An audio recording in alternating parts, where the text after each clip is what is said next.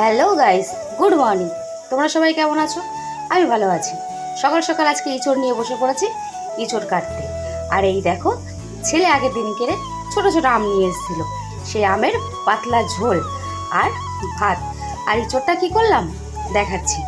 ইঁচড়টাকে আমরা সবাই ইঁচড় চিংড়ি খেতে ভালোবাসি, কিন্তু আজকে আমাদের ঘরে চিংড়ি মাছ নেই, তাই ভেবেছি ইঁচড়টাকে আজকে কাঁচা ছোলা দিয়ে রান্না করব।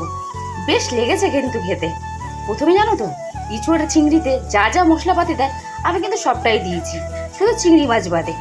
একটু ভাপিয়ে নিয়ে তারপরে মশলা কষিয়ে বেশ সুন্দর করে মাখা মাখা করে ইঁচড়ের তরকারি রান্না করেছি। কিন্তু বিশ্বাস করো, দেখতে যতটা খারাপ লেগেছে, খেতে কিন্তু দুর্দান্ত লেগেছে। এই ফার্স্ট টাইম করলাম আমি ইঁচড় ছোলা। জানি না এরকম তোমরা খেয়েছো কিনা, কিন্তু বিশ্বাস করো খেতে কিন্তু খুব সুন্দর লেগেছে। যাই হোক, ইঁচড় চিংড়ির বদলে ইঁচড় ছোলা আর আমের পাতলা ঝোল। আর ছেলেকে বসিয়ে দিলাম খেতে।